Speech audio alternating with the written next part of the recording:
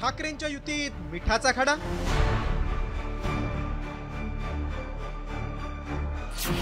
राऊत आणि देशपांडेंमध्ये जुंपली.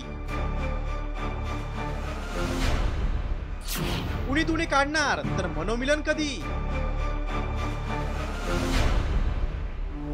गेल्या काही दिवसांपासून राज ठाकरे आणि उद्धव ठाकरे यांच्या युतीविषयी जोरदार चर्चा सुरू आहे. राज ठाकरे यांनी सर्वप्रथम महाराष्ट्राच्या भल्यासाठी आम्हा भावांमधील वाद मी बाजूला ठेवायला तयार आहे असं वक्तव्य केलं होतं. त्यानंतर उद्धव यांनीही जनतेच्या आणि कार्यकर्त्यांच्या मनात आहे ते होईल असं म्हणत सकारात्मक प्रतिसाद दिलाय. मात्र त्यानंतर युतीचा कॉल पहिले आपच्या हट्टामध्ये रखडलाय. त्यात आता मनसेचे शहराध्यक्ष संदीप देशपांडे आणि खासदार संजय राऊतांच्या एकमेकांवरील तिखट शाब्दिक माऱ्यानं युतीची शक्यता धुसर होत चालली आहे. देशपांडे राजकारणात नवीन आहेत असा टोला राऊतांनी लगावला होता. त्याला देशपांडेंनी खरमरीत प्रत्युत्तर दिले. ट्विटमध्ये देशपांडे म्हणतात, होय आम्ही नवीन आहोत, पण कधी केमछो वरळी म्हणून कुणाचे पाय चाटले नाही. जिलेबियानं फाफडा, उद्धव ठाकरे आपडा असं म्हणालो नाही.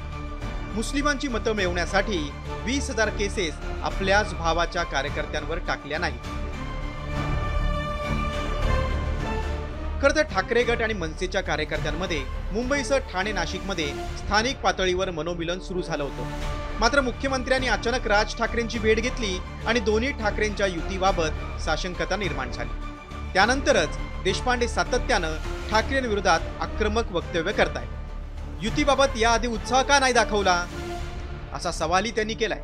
दरम्यान ठाकरे गटाच्या नेत्या सुषमा अंधारे यांनी देशपांडेंना टोला लगावत युतीबाबत आशावाद व्यक्त केलाय.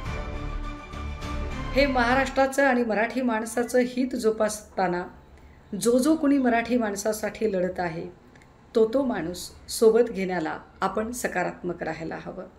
असा मिठाचा खडा टाकणाऱ्या लोकांकडे आपण दुर्लक्ष करणे जास्त योग्य असेल. यावर कुठल्याही प्रतिक्रियासुद्धा देणे मला वाटतं की फार उचित असणार नाही.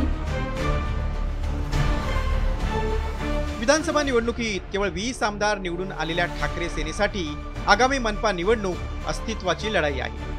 मुंबई महापालिका हातातून जाऊ नये आणि ठाकरे ब्रँड जिवंत राहावा यासाठी उद्धव सेनेचा आटापिटा सुरू आहे. मात्र संदीप देशपांडेंची वक्तव्य पाहता राज ठाकरे हे उद्धव यांना टाळी देण्याचं टाळतायत असं सध्या तरी चित्र आहे. ब्युरो रिपोर्ट, साम टीव्ही.